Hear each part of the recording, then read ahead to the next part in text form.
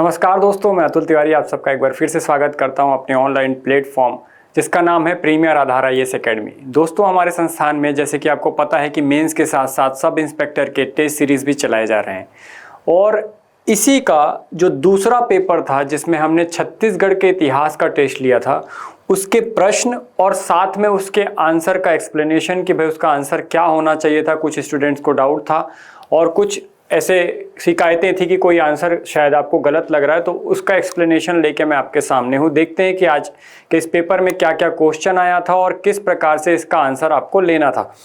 जो बच्चे नए हैं, जो हम मेरे को पहली बार देख रहे हैं या इस चैनल से पहली बार जुड़ रहे हैं, वो ध्यान रखेंगे कि ये जो पेपर है वो सब इंस्पेक्टर के एग्ज़ाम को बेस करके बनाया गया है। जो प्री एग्ज़ाम अभी डेट नहीं आई है हालांकि, पर कभी भी हो सकता है, उसको बेस रख के ये क्वेश्चन बनाए जा रहे हैं। और ये टेस्ट सीरीज़ का एक पेपर है जिसको मैं यहाँ पर एक्सप्लेन करने वाला हूँ आपके लिए। एक एक करके सारे क्वेश्चन देखेंगे। तो अगर आप एसआई की एग्ज़ाम दिला रहे हैं तो आपके लिए ये पेपर इंपॉर्टेंट हो सकता है। एटलीस्ट एक्सप्लेनेशन तो आप देख ही सकते हैं, तो ज़रूर देखें।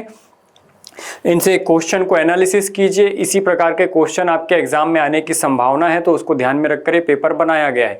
अगर आप कोई और एग्जाम की भी तैयारी कर रहे हैं तो हमारे यहाँ पर नई बैचेस चल रही हैं, आप वो भी ज्वाइन कर सकते हैं। आप इसके लिए दिए गए स्क्रीन पे नंबर पे संपर्क करके अधिक जानकारी प्राप्त कर सकते हैं। शिक्षक भर्ती की भी नई बैच हमारे यहाँ पर चालू हो गई है, तो आप उसको भी ज्वाइन करना चाहते हैं तो हमारे यहाँ आके संपर्क कर सकते हैं। आगे देखते हैं कि कौन कौन से क्वेश्चन आए, क्या क्वेश्चन थे और उसका आंसर क्या होने वाला था। पहला क्वेश्चन आपके सामने था, 15 अगस्त 1947 को दुर्ग में ध्वजारोहण किसके द्वारा किया गया था। ऑप्शन था पंडित रविशंकर शुक्ल, श्री आर के पाटिल, श्री घनश्याम गुप्त, श्री राम गोपाल तिवारी। 15 अगस्त 1945 को जब हमारा देश स्वतंत्र हुआ तो इस दिन देश के सभी स्थलों पर अलग अलग व्यक्तियों ने ध्वजारोहण किया था, जिनमें छत्तीसगढ़ के भी बहुत से व्यक्ति अपने अपने जहाँ के वो लीडर थे उन जगहों पर उन्होंने ध्वजारोहण किया। इस समय जो पंडित रविशंकर शुक्ल है वो सीताबर्डी में थे, नागपुर में थे, तो उन्होंने वहाँ पर किया था। आर के पाटिल जो आप नाम देख रहे हैं, आर के पाटिल, ये रायपुर में थे, तो रायपुर का जो पुलिस लाइन है वहाँ पर इन्होंने ध्वजारोहण किया था। घनश्याम सिंह गुप्त ने दुर्ग में ध्वजारोहण किया था, जो इसका सही आंसर होगा, तो ऑप्शन सी इसका सही आंसर हो गया।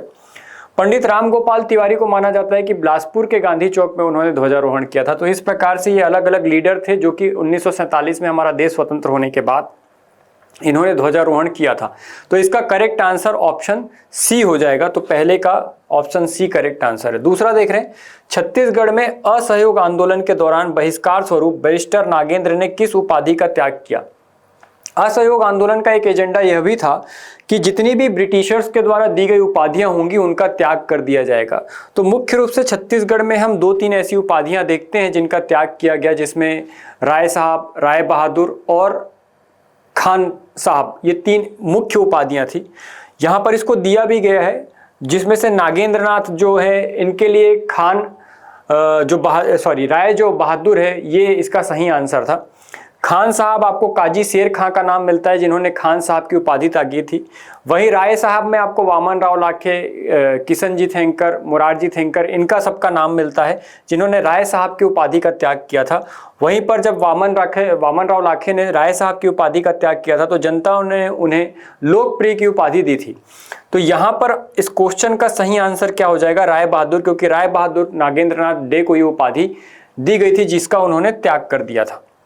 आगे देख रहे हैं, तीसरा क्वेश्चन था हमारे सामने, बिलासपुर में राउत नाचा का प्रारंभ कब हुआ। तो ये बहुत बार रिपीटेड क्वेश्चन है और अभी हाल ही में 2025 में इसका 48वां सम्मेलन हुआ था, 48वां आयोजन किया गया था, जो कि लाल बहादुर शास्त्री के ग्राउंड में हुआ था, है ना, जहाँ पर आत्मानंद स्कूल है वहाँ पर हुआ था। तो ये चालू कब हुआ था, तो 1978 से ये संचालित है और इस बार 2025 में इसका 48वां संस्करण प्रस्तुत किया गया था, 48वां आयोजन किया गया था। तो ये इसका सही आंसर क्या हो जाएगा, 1978। आगे देख रहे हैं, निम्नलिखित में से कौन सी जोड़ी घटना एवं व्यक्ति सुमेलित है। समोदा में राजनीतिक सम्मेलन, डॉक्टर खूबचंद बघेल, 7 से 8 दिसंबर 1946, बिल्कुल सही जोड़ी है ये, इसमें कहीं समस्या नहीं है। यहाँ पर आपको कौन सा सुमेलित नहीं है ये बताना है, तो ये सुमेलित है। समोदा में जब राजनीतिक सम्मेलन हुआ था तो इसकी अध्यक्षता डॉक्टर खूबचंद बघेल ने ही की थी और ये 7 से 8 दिसंबर 1946 को ही आयोजित किया गया था। तो ये बिल्कुल सही आंसर है। दूसरा, बिलासपुर में विद्यार्थी सभा भुवन भास्कर सिंह, यह भी बिल्कुल सही है, 13 से 15 दिसंबर 1946 को हुआ था। तीसरा आप देख रहे हैं, तहसील राजनीतिक सम्मेलन, मोहनलाल बकलीवाल, ये भी ठीक है, 31 दिसंबर 1946 को ये हुआ था। लास्ट देख रहे हैं, रायपुर के गांधी चौक में तिरंगा पंडित रविशंकर शुक्ल, तो ये गलत ऑप्शन जुड़ा हुआ है। रायपुर के गांधी चौक में ध्वजारोहण वामन राव लाखे के द्वारा किया गया था 15 अगस्त 1947। मैंने आपको पहले भी बताया कि अलग अलग स्थानों पर अलग अलग व्यक्तियों ने ध्वजारोहण किया, जिसमें से गांधी चौक पर रायपुर के वामन राव लाखे ने किया था, आर के पाटिल ने वहाँ रायपुर में आपके पुलिस लाइन में किया था, राम गोपाल तिवारी ने बिलासपुर के गांधी चौक में किया था। ये पहले भी मैंने आपको बताया। तो इसका करेक्ट आंसर क्या हो जाएगा, ऑप्शन डी हो जाएगा। रायपुर के गांधी चौक में तिरंगा का जो ध्वजारोहण है वो रविशंकर शुक्ल ने नहीं किया था, तो ये सुमेलित नहीं है, इसलिए इसका आंसर डी सही होगा। आगे देख रहे हैं 5वां, कुटुमसर गुफाओं का अन्वेषण किसने किया था। ये भी रिपीटेड क्वेश्चन है, पीएससी में आया था और उसने आंसर लिया था। तो इसका करेक्ट आंसर क्या है, प्रोफेसर शंकर तिवारी ने। प्रोफेसर शंकर तिवारी के द्वारा ये जो है गुफा का अन्वेषण किया गया था, इसलिए इसका करेक्ट आंसर ऑप्शन ए होना चाहिए। तो पीएससी के द्वारा ऑप्शन ए इसका सही आंसर लिया गया था, इसलिए इसका आंसर ए होगा। आगे देख रहे हैं 6वां क्वेश्चन है, छत्तीसगढ़ की प्रथम फिल्म कही देवे संदेश के निदेशक कौन थे। ये भी काफी बार रिपीट क्वेश्चन है, पीएससी भी पूछ चुका है, व्यापम भी पूछ चुका है। तो इसके जो निदेशक थे, जो डायरेक्टर थे, उनका नाम था मनु नायक। इसे छत्तीसगढ़ की पहली फिल्म माना जाता है, कही देवे संदेश। ये भी पूछा गया कि छत्तीसगढ़ की पहली फिल्म कौन सी थी, तो याद रखिएगा कही देवे संदेश। आगे देख रहे हैं 7वां क्वेश्चन, निम्नलिखित में से कौन सी जोड़ी छत्तीसगढ़ में मराठा शासन काल का कर और उसका अर्थ सुमेलित नहीं है।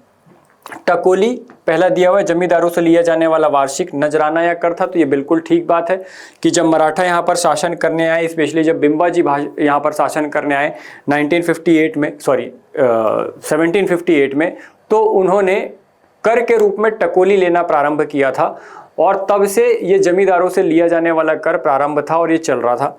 तो इसको टकोली कहा जाता था, ये एक वार्षिक कर होता था। वहीं पर अगर हम सायर देखें तो ये आयात निर्यात या बिक्री पर लगाया जाने वाला कर था। यदि कोई आप वस्तु आयात कर रहे हैं या निर्यात कर रहे हैं तो सामान पर जो कर लगता था, बिक्री पर जो कर लगता था, उसको सायर बोलते थे।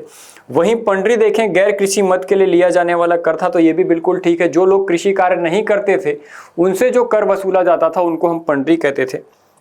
जबकि तराई देखें तो ये सिंचाई पर लिया जाने वाला कर नहीं था। तो इसका कर और उसका अर्थ सुमेलित नहीं है का सही आंसर क्या हो जाएगा, तो ऑप्शन डी इसका सही आंसर था। बाकी ऊपर के तीनों कर सही सुमेलित है, तो आंसर डी जो इसका सही आंसर है। आगे देख रहे हैं, नागपुर के भोसला राज्य पर ब्रिटिश संरक्षण के अंतर्गत छत्तीसगढ़ में नियुक्त प्रथम सुपरिटेंडेंट निम्न में से कौन थे। ये भी पीएससी और व्यापम के द्वारा पूछा गया क्वेश्चन है और कई बार रिपीट हुआ है कि हमारे यहाँ पहले सुपरिटेंडेंट कौन थे, तो एडमंड थे, जिन्होंने 1818 में छत्तीसगढ़ के प्रथम ब्रिटिश अधीक्षक के रूप में कार्यभार ग्रहण किया था और कार्यों का संचालन किया था। और इनके बाद ही एगेन्यू आते हैं जो रायपुर राजधानी परिवर्तन करते हैं।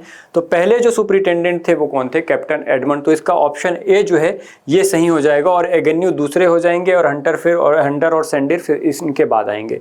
तो इस प्रकार से इसका सही आंसर क्या था, ऑप्शन ए। 9वां क्वेश्चन देख रहे हैं, छत्तीसगढ़ में गट्टा सिल्ली सत्याग्रह के प्रमुख नेता कौन थे। ऑप्शन दिया था, option A Shri Narayan Rao Meghawale, B Shri Natthuji Jagtap, C उपरोक्त दोनों ही, डी दिया था श्री वामन राव लाखे। तो वामन राव लाखे इसमें शामिल नहीं थे, 3 लोग थे कुल, जिनमें इन दोनों का नाम तो था ही, श्री नारायण राव मेघावले और नत्थूजी जगताप। इनके अलावा छोटेलाल श्रीवास्तव का भी नाम हमको दिखाई देता है।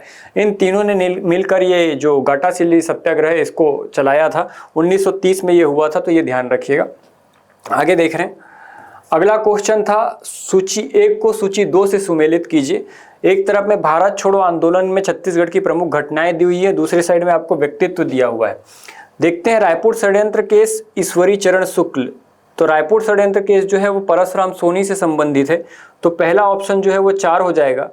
जबकि रायपुर डायनामाइट के जो प्रमुख अभिकर्ता थे वो कौन थे, तो वो ईश्वरी चरण शुक्ल जी थे। वहीं जिला दुर्ग कचहरी में आगजनी की घटना 2 मतलब रघुनंदन सिंगरौल के द्वारा की गई थी। और रायपुर में विद्यार्थी परिषद का जुलूस जो है रणवीर सिंह शास्त्री ने 10 अगस्त 1930 को निकाला था सविनय अवज्ञा आंदोलन के दौरान। तो इसका सही आंसर 4, 1, 2 और 3 होना चाहिए। तो ऑप्शन जो डी है ये इसका करेक्ट आंसर बैठ रहा, तो ऑप्शन डी 10वें का ऑप्शन डी जो है ये सही आंसर है। आगे देख रहे हैं, 11वां क्वेश्चन है आपके सामने, निम्नलिखित में से किस वर्ष छत्तीसगढ़ मध्य प्रांत का एक संभाग बना।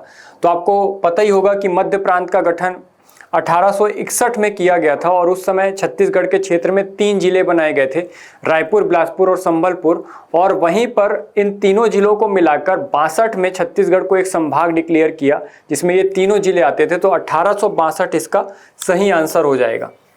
11वें का 1862 सही आंसर। अगला देख रहे हैं 12वां क्वेश्चन था, छत्तीसगढ़ में मराठा शासनकाल में निम्नलिखित स्थानों में विद्रोह हुए।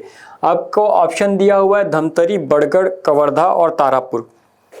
ये क्वेश्चन है जो वो विलोपित हो जाना चाहिए था, ऐसा इसलिए मैं बोल रहा हूँ क्योंकि जो ऑप्शन दिए हुए हैं आपको, पहला धमतरी, कवर्धा, दूसरा बड़गढ़ और तारापुर, इसमें यहाँ पर 3 को आंसर लेना है और ये दोनों ही गलत हैं। तो धमतरी और कवर्धा दोनों ही गलत दिए हुए हैं। एक्चुअल में धमतरी नहीं होगा, धमतरी की जगह धमधा होगा। 3 विद्रोह हुए थे तो धमधा, बरगढ़ और तारापुर, इन तीनों को हम ले सकते थे। नियरेस्ट ऑप्शन देखेंगे तो 1, 2 और 4 हो सकता है अगर आंसर लेना ही हुआ तो, लेकिन इस क्वेश्चन को विलोपित किया जाना चाहिए क्योंकि धमतरी और कवर्धा ये दोनों जगह पर इस समय पर मराठा शासन काल में कोई विद्रोह हमको दिखाई नहीं देता है, केवल बरगढ़ और तारापुर में दिखाई देता है और इसके अलावा धमधा में दिखाई देता है। तो इसका अगर आंसर होता तो 1, 2, 4 में अगर यहाँ धमधा होता तो हम ले सकते थे, अदरवाइज इसका ये क्वेश्चन जो है वो विलोपित हो जाएगा। आगे देख रहे हैं, किस वंश के शासक त्रिकलिंगाधिपति की उपाधि धारण करते थे। तो हम सबको पता है कि सोमवंशी जो शासक थे, स्पेशली जो उड़ीसा का सोमवंश था उसमें ये प्रचलन थी कि वो त्रिकलिंगाधिपति की उपाधि धारण करते थे। तो इसका सही आंसर क्या हो जाएगा, तो सोमवंश हो जाएगा। आगे देख रहे हैं, सर्वपुरी ताम्रपत्रों पर क्या नहीं होता था। ताम्रपत्र जारी करने की तिथि या वर्ष, तो ये होता था क्योंकि हमने जितने भी शासक देखे हैं, जैसे आप कुरुत या पिपरदुला की बात कर लें तो ये किस वर्ष में जारी किया गया ये हमको वहाँ से पता चलता है। जारी करने के स्थान के बारे में भी हमको पता चलता है कि तभी हम ये पता कर पाते हैं कि वो कहाँ का है। ताम्रपत्र में लेखक व उत्कीर्णक का भी नाम हमको दिखाई देता है, जबकि किसी भी प्रकार के ताम्रपत्र में चित्र की जानकारी नहीं मिलती है। तो 14 का करेक्ट आंसर क्या हो जाएगा, ऑप्शन डी हो जाएगा, जिसमें हमको किसी भी प्रकार का चित्र देखने को नहीं मिलता है। अगला क्वेश्चन ले रहे हैं 15वां क्वेश्चन, छत्तीसगढ़ के प्राचीन कला केंद्र को बताइए। रतनपुर, सिरपुर और मल्हार, ये तीनों ही स्थल जो है हमको दिखाई दे रहे हैं स्क्रीन पर। ये तीनों ही स्थल किसी न किसी कला से संबंधित हैं। तो प्राचीन कला केंद्र के रूप में इन तीनों को जाना जाता है, जो कि मुख्य रूप से हम देखते हैं कि स्थापत्य कला के रूप में फेमस है, स्थापत्य कला केंद्र के रूप में फेमस है, क्योंकि यहाँ से बहुत सारी पुरातात्विक वस्तुएं हमको प्राप्त हुई हैं। इसलिए हम कह सकते हैं कि उपरोक्त सभी इसका करेक्ट आंसर होगा। तो 15 का ऑप्शन जो डी है वो सबसे सुटेबल आंसर है। अगला क्वेश्चन देख रहे हैं, क्वेश्चन नंबर 16। क्वेश्चन नंबर 16 में देखें कि छत्तीसगढ़ में मराठा शासन व्यवस्था में कलचुरी काल का कौन सा पद नियमित बना रहा। तो हम देखते हैं कि जब मराठा शासन चल रहा था तो इससे पहले हम कलचुरियों के शासन में देखें तो गौटिया का पद जो था वो परमानेंट था। वो भी गौटिया का प्रयोग करते थे, जो कि सीधे राजा से जुड़ा होता था, और राजा जो भी कर व्यवस्था लागू करता था उसको गौटिया ग्राम स्तर पर लागू करता, और इसके अपनी जनता से काफ़ी अच्छे संबंध होते थे, जिसके कारण जनता इससे लगाव रखती थी और वो आसानी से कर दे देती थी इन गौटियाओं को। इसलिए इसके इम्पोर्टेंस को देखते हुए, क्योंकि ये सीधे जनता के संपर्क में था, इसकी इम्पोर्टेंस को देखते हुए मराठाओं ने भी इसको कंटिन्यू किया था। तो इसका सही ऑप्शन क्या हो जाएगा, ऑप्शन डी। आगे देख रहे हैं, रायपुर में यूथ लीग का गठन किस वर्ष किया गया।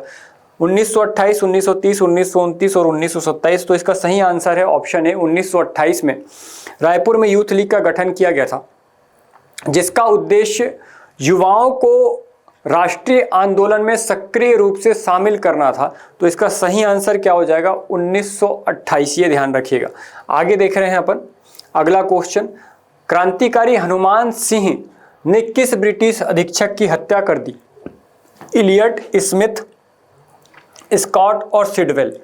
तो हनुमान सिंह जो है ये हम देखते हैं कि ये हमारे जो 1857 की क्रांति है वो चल रही थी, तो उससे मेरठ में हुए विद्रोह से प्रेरित होकर ये छत्तीसगढ़ में भी विद्रोह करते हैं। इसलिए इनको छत्तीसगढ़ का मंगल पांडे भी कहा जाता है, क्योंकि जिस प्रकार से मंगल पांडे ने नेतृत्व किया मेरठ की छावनी में, उसी प्रकार से इन्होंने भी यहाँ पर करने का प्रयास किया था, जिसमें ये करते क्या है, तो ये एक रात अपने जो भर्ती करने वाले सर्जेंट रहता है जिसका नाम रहता है सिडवेल, उसके कैंप में जाते हैं, उसके टेंट पे जाते हैं और अपने 17 साथियों के साथ मिलकर उनकी हत्या कर देते हैं।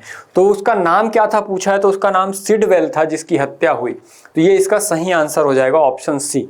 ठीक है, तो ये ध्यान रखिएगा। बाद में इनके 17 साथियों को गिरफ्तार कर लिया जाता है, ये कोशिश करते हैं पर फिर भी हनुमान सिंह नहीं पकड़ में आते हैं। तो ये और आगे बढ़कर जो ब्रिटिश सुपरिटेंडेंट रहते हैं यहाँ के डिप्टी कमिश्नर, उनके बंगले में कूदने की कोशिश करते हैं पर सफलता नहीं मिल पाती है।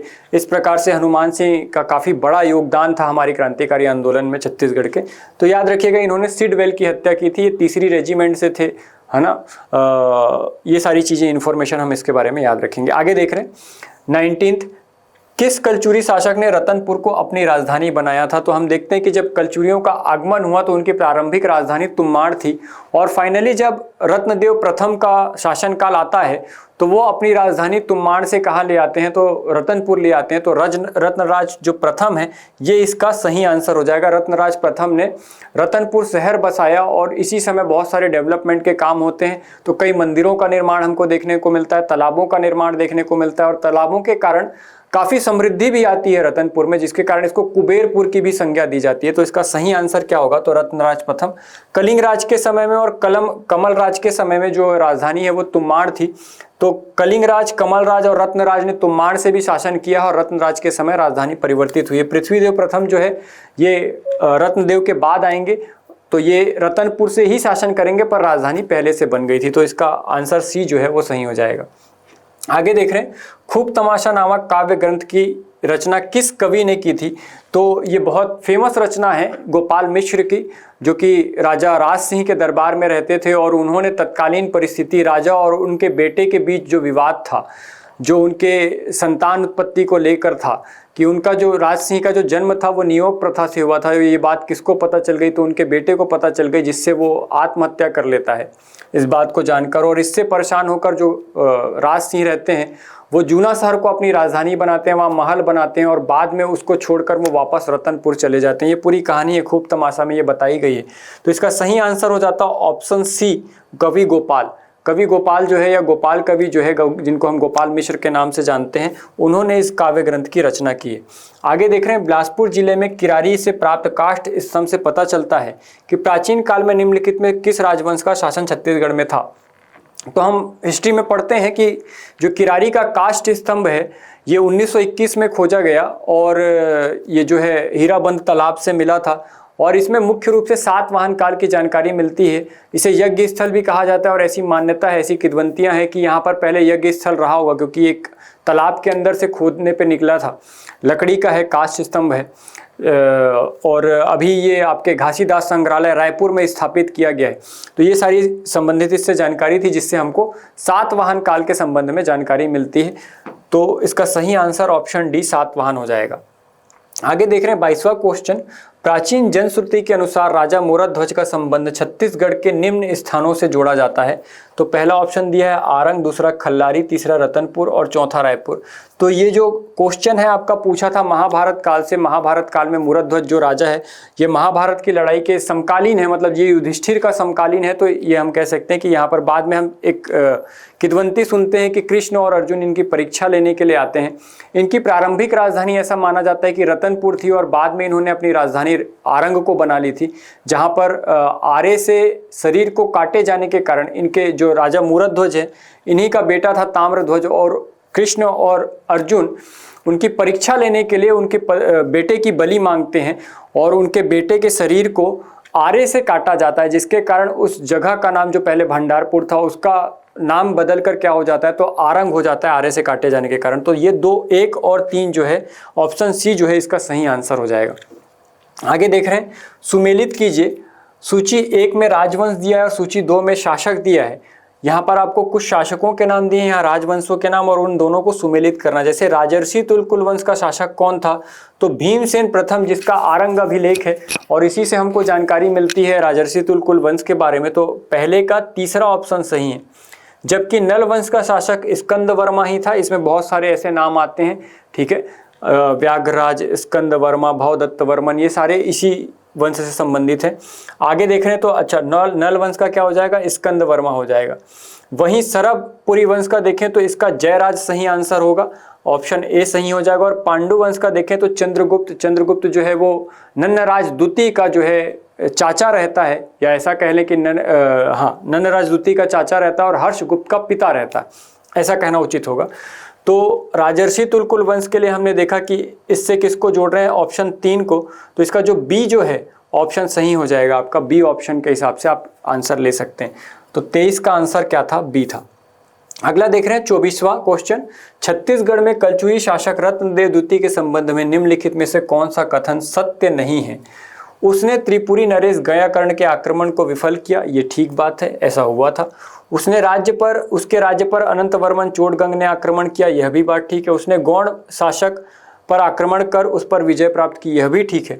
उसके सामंत कल्लल राज ने उसके विरुद्ध विरोध किया, ये गलत है। किसी भी सामंत ने कलचुरी शासक के विरुद्ध बगावत नहीं की, विद्रोह नहीं किया था। तो जो लास्ट स्टेटमेंट हम देख रहे हैं कि सामंत ने विद्रोह किया था, ऐसा कुछ भी नहीं हुआ था। तो ये ऑप्शन जो है गलत हो जाएगा और यही हमारा आंसर भी बनेगा, क्योंकि पूछा है कि कौन सा कथन सत्य नहीं है। तो ऑप्शन जो डी है ये सत्य नहीं। आगे देख रहे हैं 25वां क्वेश्चन, इस राज्य में 1930 में जंगल सत्याग्रह के समय दयावती ने किस स्थान के जंगल सत्याग्रह में एसडीओ को तमाचा मारा था, रुद्री, तमोरा, पोड़ी और नगरी सिहावा। इसका सही आंसर है तमोरा। ये महासमुंद जिले में हुआ एक सत्याग्रह है, जिसमें एक अंग्रेज अधिकारी के द्वारा विरोध किए जाने पर एक बालिका जिसका नाम दयावती था, उसने उनको तमाचा मार दिया था, जिसके कारण ये घटना काफ़ी फेमस हो गई थी। तो इसका सही आंसर जो है वो तमोरा है। अगला क्वेश्चन देख रहे हैं, क्वेश्चन नंबर 26, छत्तीसगढ़ में मराठा प्रशासन के अंतर्गत परगना पद्धति में निम्नलिखित में से कौन सी जोड़ी सुमेलित नहीं है। यहाँ पे आपसे पूछा है फडणवीस परगने की आय व्यय का हिसाब रखता था, बिल्कुल ठीक है। बढ़कर लगान संबंधी दस्तावेज तैयार करना, ये भी ठीक है। बरार पांडे सरकारी संपत्ति की सुरक्षा करना, ये मिसमैच है। बरार पांडे सरकारी संपत्ति की सुरक्षा नहीं करता था, बल्कि जो कोतवाल होते थे वो सरकारी संपत्ति की रक्षा करते थे, और चाट भाट नामक 2 लोग थे, वो लोग सरकारी संपत्ति की रक्षा करते थे। जबकि जो बरार पांडे है ये गाँव में फसल के अनुरूप कर का निर्धारण करता था कि किस प्रकार से कर लिया जाना चाहिए, उस समय उस वहाँ की फसली स्थिति कैसी है, उसका आकलन बरार पांडे करता था। जबकि पोतदार परगने की आमदनी का हिसाब रखता था, ये ठीक है। तो इसका करेक्ट आंसर जो ऑप्शन सी है ये हो जाएगा। आगे देख रहे हैं, छत्तीसगढ़ में बस्तर के प्राचीन राजवंश छिंदकनाग वंश से निम्नलिखित संबंधित थे। यहाँ पर ऑप्शन में दिया हुआ है सोमेश्वर देव, कन्हर देव, नरसिंह देव और जयदेव। आप देखेंगे यहाँ पर सोमेश्वर देव प्रथम और सोमेश्वर देव द्वितीय का नाम तो हमको मिलता है, कन्हर देव प्रथम और कन्हर देव द्वितीय का भी नाम मिलता है। इसमें नृपति भूषण, धारावर्ष, मधुरांतक देव, सोमेश्वर देव प्रथम, कन्हर देव प्रथम, ऐसे बहुत सारे शासक आए हैं। इसमें नरसिंह देव का भी नाम हमको दिखाई देता है, लेकिन जयदेव का नाम नहीं दिखाई देता। तो ऑप्शन जो 4 है ये हमको नहीं लेना है। तो जहाँ जहाँ पर भी 4 आ रहा है हम उसको विलोपित कर दें, तो हमारे पास हमारा करेक्ट आंसर आ जाएगा, जो कि ऑप्शन ए सही है हमारा, 1, 2 और 3। ठीक है। अगला क्वेश्चन ले रहे हैं 28वां, सुमेलित कीजिए। छत्तीसगढ़ में पदस्थ मराठा सूबेदार एवं घटनाएं सुमेलित करना है हमको। एक साइड में सूबेदार की सूची दी गई है, दूसरे साइड में घटनाएं दी गई हैं। आप देखें महिपत राव दिनकर, ये जो हमारा पहला सूबेदार था उसका नाम है महिपत राव दिनकर, और इनके समय में हम देखते हैं कि जो फॉरेस्टर है वो छत्तीसगढ़ की यात्रा पर आता है 1790 में। तो इसका जो ऑप्शन कहाँ से मिल जाएगा, महिपत राव का 2 से। वहीं विट्ठल राव को देखें तो ये इसके टाइम पर J.T. ब्लंट जो है वो छत्तीसगढ़ की यात्रा पर आएगा 1795 में, और इसी के बस्तर प्रवेश को लेकर भोपालपट्टनम का संघर्ष हमको देखने को मिलता है। ये रायपुर और रतनपुर की यात्रा करेगा, और उस समय हमारा सूबेदार कौन था, तो विट्ठल राव दिनकर। तो चौथा जो है ये दूसरे का करेक्ट मैच हो जाएगा। जबकि केशव गोविंद के समय में हम देखते हैं कि कोलब्रुक ने छत्तीसगढ़ की यात्रा की थी, तो कोलब्रुक का संबंध किससे हो जाएगा, केशव गोविंद का। और बीकाजी गोपाल के समय में हम देखते हैं कि सरगुजा रियासत में उत्तराधिकार को लेकर जो है विवाद हो गया था, और इसका निपटारा इनके टाइम पर किया जाता है। तो इसका सही ऑप्शन क्या हो जाएगा, 2, 4, 1 और 3, 2, 4, 1 और 3, मतलब ऑप्शन जो बी है ये इसका करेक्ट आंसर हो जाएगा। आगे देख रहे हैं क्वेश्चन नंबर 29, चीनी यात्री हेनसोंग ने दक्षिण कोसल की राजधानी के पास बौद्ध विद्वान के निवास स्थान के बारे में लिखा है। तो याद रखिएगा, हेनसोंग जब छत्तीसगढ़ आया था तो वो बुद्ध के जो पद चिन्ह है उनकी तलाश में आया था कि बुद्ध ने कहाँ कहाँ क्या क्या ज्ञान दिया और किस प्रकार से व्यवस्थाएं की थी, उसको देखने के लिए आया था। तो उसको पता चलता है कि छत्तीसगढ़ में नागार्जुन आकर रहा था, ठीक है, जो कि बुद्ध का शिष्य ही माना जाता है। तो इसका करेक्ट आंसर क्या हो जाएगा, नागार्जुन। ऑप्शन ए जो है इसका सही आंसर होगा। आगे देख रहे हैं, छत्तीसगढ़ के किस स्थान में सन 1918 में होम रूल लीग का सम्मेलन आयोजित किया गया था। तो हमने पढ़ा है ये भी हिस्ट्री में कि 1917 में इसकी शाखा स्थापित की जाती है और जिसके लिए जो सम्मेलन है, बैठक है, वो 1918 में बुलाई जाती है रायपुर में। और रायपुर में पंडित रविशंकर शुक्ल इस बैठक की अध्यक्षता करते हैं, जहां पर होम रूल लीग के बारे में प्रचार किया जाता है। तो इसका करेक्ट आंसर क्या हो जाएगा, ऑप्शन ए रायपुर। ठीक है, अगला देख रहे हैं 31वां क्वेश्चन, छत्तीसगढ़ में नेता के रूप में 1907 में सूरत कांग्रेस का प्रतिनिधित्व किसने किया था। तो 1907 में पंडित सुंदरलाल शर्मा जो है ये गए रहते हैं, इनके साथ शिवराम मुंजे और नारायण राव मेघावले, शिवराम मुंजे और नारायण राव मेघावले, ये तीनों जो है 1907 के अधिवेशन, सूरत अधिवेशन में भाग लेने के लिए जाते हैं और यहाँ पर कांग्रेस के बीच में फूट पड़ जाती है, जिसके कारण कांग्रेस जो है वो दो भागों में विभाजित हो जाती है, जिसको हम गरम दल और नरम दल के नाम से जानते हैं। इसलिए ये फेमस था और इसमें पंडित रविशंकर शुक्ल, नारायण राव मेघावले और जो है शिवराम मुंजे, ये तीन लोग गए थे। लेकिन इसका प्रतिनिधित्व किसने किया था, तो पंडित सुंदरलाल शर्मा ने किया था। तो ऑप्शन ए इसका करेक्ट आंसर हो जाएगा। अब देख रहे हैं 32वां क्वेश्चन, 1741 में रतनपुर राज्य पर नागपुर के किस भोसला शासक के समय भास्कर पंत ने आक्रमण किया था। जो भास्कर पंत था ये सेनापति था। किसका सेनापति था, तो रघुजी प्रथम का सेनापति था। रघुजी द्वितीय और तृतीय का शासनकाल काफी बाद का है। जब 1741 में आक्रमण हुआ उस समय जो शासक था वो रघुजी प्रथम था। तो इसका करेक्ट आंसर क्या हो जाएगा, रघुजी प्रथम हो जाएगा, ये ध्यान रखिएगा। आगे देख रहे हैं 33वां क्वेश्चन, 8 अगस्त 1942 की बंबई कांग्रेस कार्यकारिणी की बैठक में छत्तीसगढ़ के कुछ नेताओं ने हिस्सा लिया। इस बैठक के बाद कौन से नेताओं को मलकानपुर स्टेशन पर बंदी बना लिया गया। ठीक है, तो इसमें आपको यहाँ पर दिखाई दे रहा है पंडित रविशंकर शुक्ल, ठाकुर छेदीलाल, रामगोपाल तिवारी और घनश्याम सिंह गुप्त।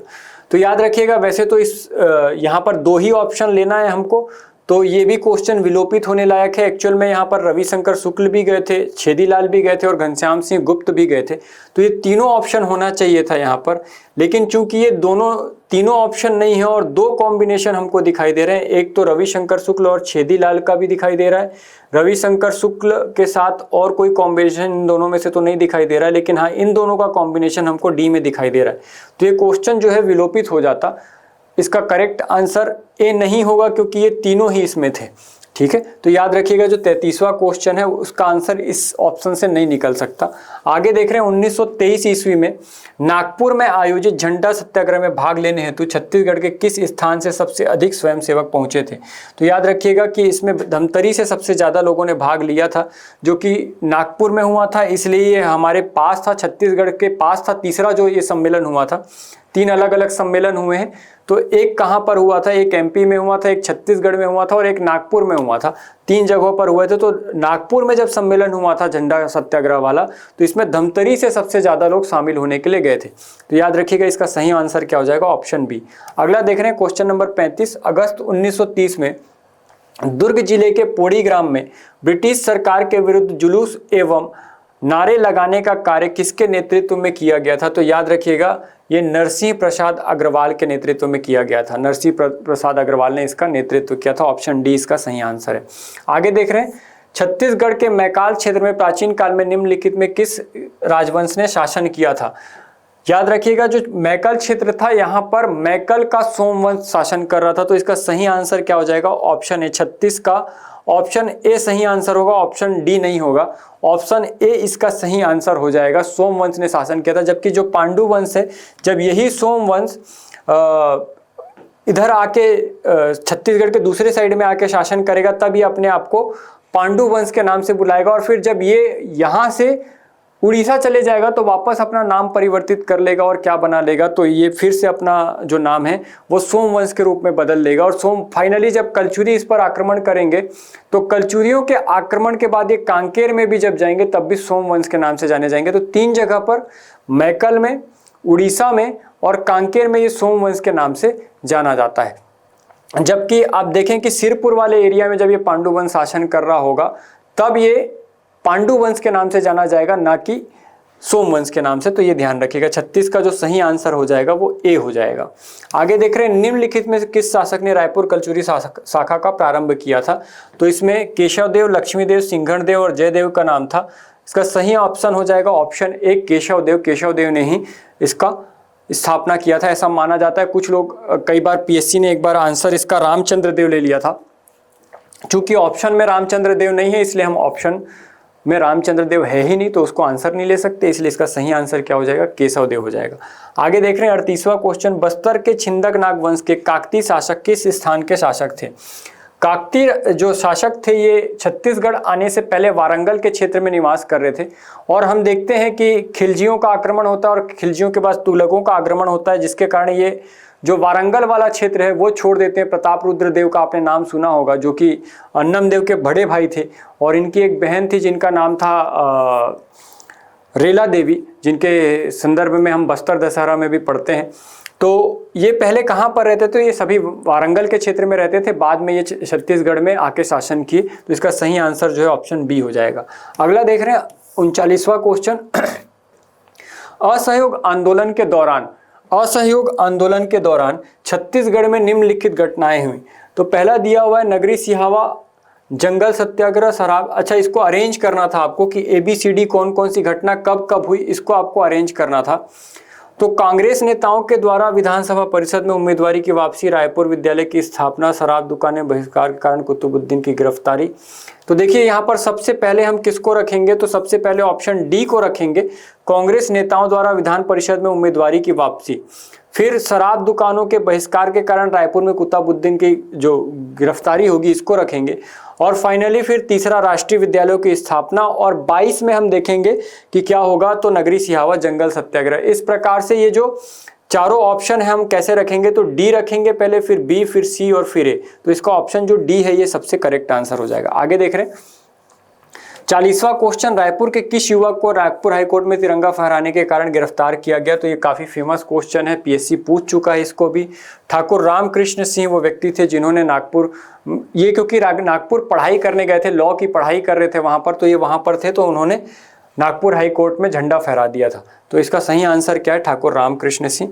41वां क्वेश्चन ले रहे हैं, असहयोग आंदोलन के दौरान छत्तीसगढ़ के किस नगर में नगर पालिका के कर्मचारियों के लिए खादी पहनना अनिवार्य कर दिया था? रायपुर, बिलासपुर, दुर्ग, राजनांदगांव। रायपुर के जो नगर पालिका स्कूल में पढ़ने वाले बच्चे थे उनके लिए यूनिफॉर्म पहनना अनिवार्य था, जबकि बिलासपुर के जो कर्मचारी थे नगर निगम के उनके लिए अनिवार्य किया गया था। तो इसका जो सही आंसर है वो बिलासपुर हो जाएगा कि कर्मचारी वाला कार्यक्रम कहाँ किया गया था? तो बिलासपुर में, और बच्चों को कहाँ पर किया गया था? तो रायपुर में। ये दोनों ध्यान रखिएगा। तो बिलासपुर वाला तो आपको बता ही दिया कि इसका सही आंसर बिलासपुर है। यहाँ पर कर्मचारियों को जो है अनिवार्यता की गई थी, और ड्रेस के लिए बच्चों को कहाँ अनिवार्यता की गई थी? तो रायपुर में किया गया था।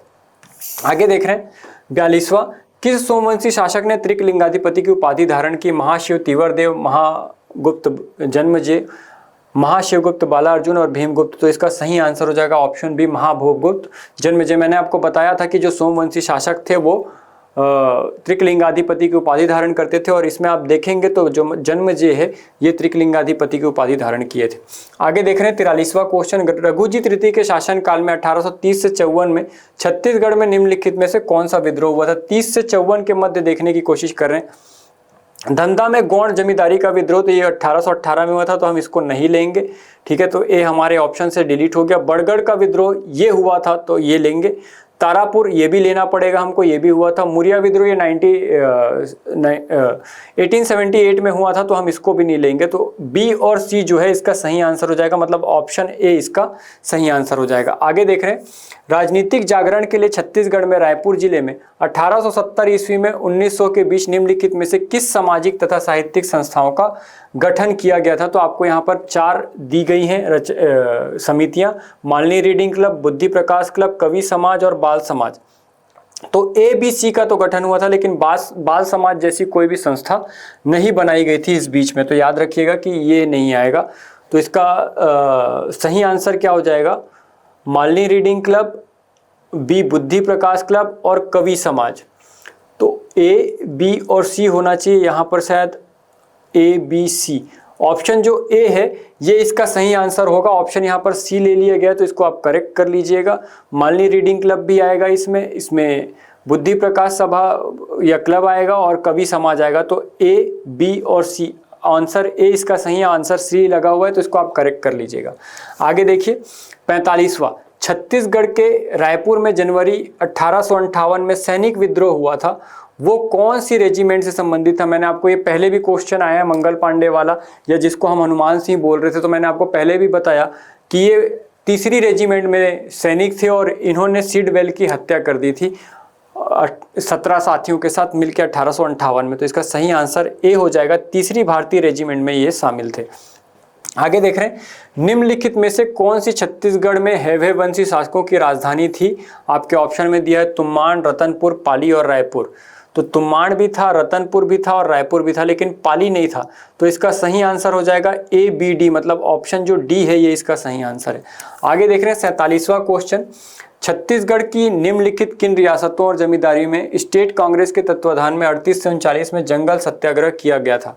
छुई खदान, कवर्धा, राजनांदगांव और कांकेर। तो छुई खदान और राजनांदगांव 38-39 में यहाँ इन दोनों जगहों पर हुआ था। तो ऑप्शन ए और सी इसका सही आंसर हो जाएगा, ऑप्शन सी इसका सही आंसर है। आगे देख रहे हैं कि 48वां क्वेश्चन, निम्न में से कौन सी जोड़ी भारत छोड़ो आंदोलन के दौरान छत्तीसगढ़ में हुई घटनाओं के संदर्भ में सुमेलित है। भारत में भूमिगत क्रांतिकारी आंदोलन, मदन सिंह बागड़ी, ये सुमेलित नहीं है। डायनामाइट कांड, रणवीर सिंह शास्त्री, ये भी सुमेलित नहीं है। बिलासपुर में रेलवे स्टेशन क्षतिग्रस्त करना, राजकिशोर वर्मा, ये भी सुमेलित नहीं है। दुर्ग जिले की कचहरी में आग, रघुरंदर सिंह रॉल, ये सही है। अगस्त 1930 में 1942 में इन्होंने जो है दुर्ग कचहरी में आग लगा दी थी। तो ये डी ऑप्शन जो है वो सही है। आगे देख रहे हैं 49वां क्वेश्चन, निम्नलिखित में से कौन सी रचनाएं रतनपुर के शासक राज सिंह के दरबार में राजकवि गोपाल की है।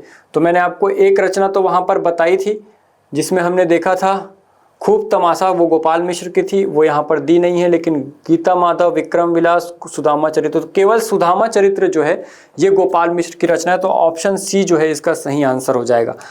50वां क्वेश्चन देख रहे हैं, यहाँ पर पूछा गया 10 अगस्त 1942 को भारत छोड़ो आंदोलन के सिलसिले में बिलासपुर में निम्नलिखित में से किन नेताओं की गिरफ्तारी हुई। अमर सिंह सहगल, कुंज बिहारी लाल अग्निहोत्री, यदुनंदन प्रसाद श्रीवास्तव, डॉक्टर रामचरण राय।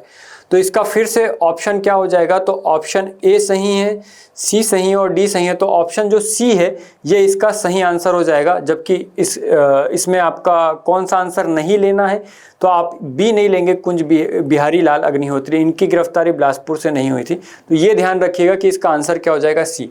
इस प्रकार से आज के वीडियो में हमने 50 क्वेश्चन कंप्लीट किए। नेक्स्ट वीडियो में फिर से क्योंकि इसमें पूरे 100 क्वेश्चन थे, तो 51 से लेके 100 तक के जो क्वेश्चन है वो हम नेक्स्ट वीडियो में फिर से डिस्कस करेंगे, जो आपके सामने मैं लेके आऊँगा। तब तक के लिए आप इसको एक बार स्टडी कर लीजिए, रीड कर लीजिए, अगर कोई करेक्शन होगा तो कर लीजिए।